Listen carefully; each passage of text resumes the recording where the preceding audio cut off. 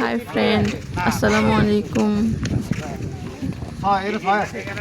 রায়পুরের কাছে একটুখানি জমি কিনলাম।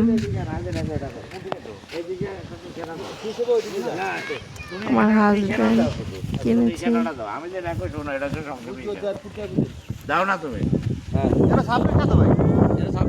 আল্লাহ তাকে আরো জমি কিনার তৌফিক দান করুক। 32 হলো তোমার 26 এবারে ইয়ানে মাপ দাও না আগে যে শিবরা আরে এটা দিয়ে আগে হিসাব করে কয়টা গিয়ে